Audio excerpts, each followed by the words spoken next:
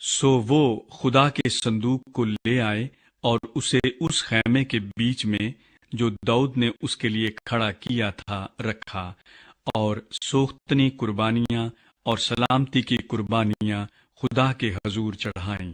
اور جب داؤد سوختنی قربانی اور سلامتی کی قربانیاں چڑھا چکا تو اس نے خداوند کے نام سے لوگوں کو برکت دی، اور اس نے سب اسرائیلی لوگوں کو، کیا مرد کیا عورت، ایک ایک روٹی اور ایک ایک ٹکڑا گوشت اور کشمش کی ایک ایک ٹکیا دی۔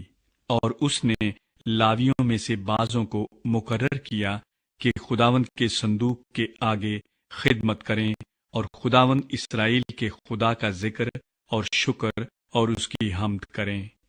اول آصف اور اس کے بعد زکریا اور یائی ایل اور سمیرا موت اور یاہی ایل اور متتیا اور الیاب اور بنایا اور عبید ادوم، اور یائی ایل ستار اور بربت کے ساتھ، اور آصف جھانجوں کو زور سے بجاتا ہوا، اور بنایا اور یحزییل کاہن سدا ترہیوں کے ساتھ خدا کے عہد کے صندوق کے آگے رہا کریں۔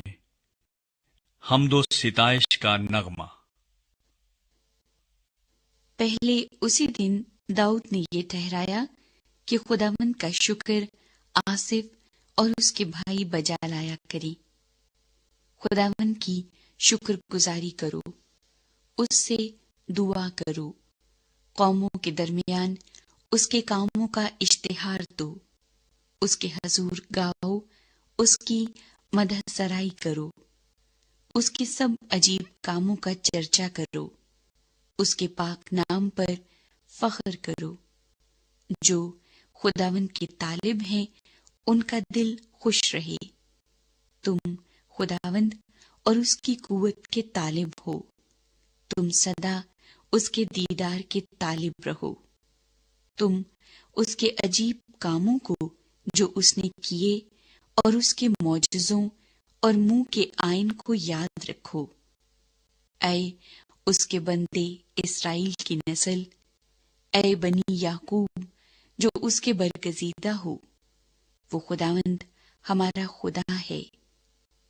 تمام روئے زمین پر اس کے آئین ہیں، سدا اس کے عہد کو یاد رکھو، اور ہزار پشتوں تک اس کے کلام کو جو اس نے فرمایا، اسی عہد کو جو اس نے ابراہیم سے باندھا، اور اس قسم کو جو اس نے اسحاق سے کھائی، جسے اس نے یعقوب کے لیے آئین کے طور پر اور اسرائیل کے لیے ابدی عہد کے طور پر قائم کیا، یہ کہہ کر کہ میں کنعان کا ملک تجھ کو دوں گا، وہ تمہارا موروثی حصہ ہوگا۔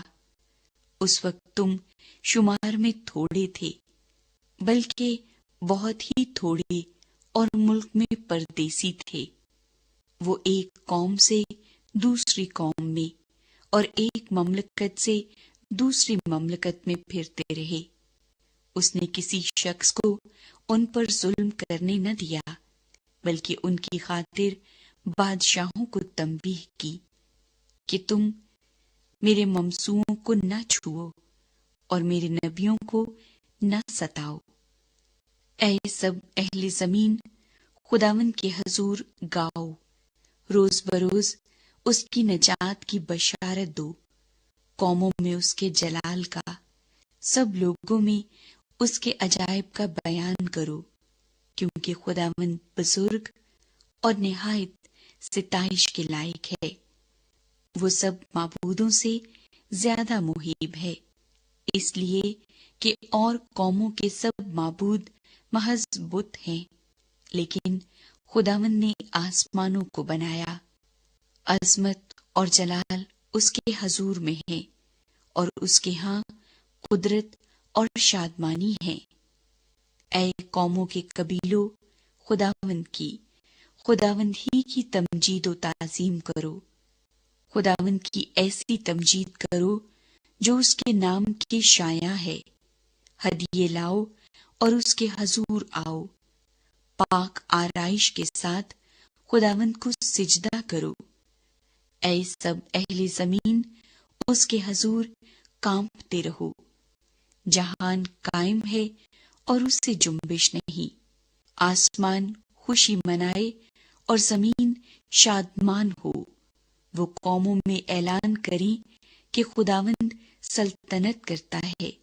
समुंदर और उसकी मामूरी शोर मचाए। मैदान और जो कुछ उसमें है बाग बाग हो। तब जंगल के दरख्त खुशी से खुदावंद के हजूर गाने लगेंगे, क्योंकि वो जमीन का इंसाफ करने को आ रहा है।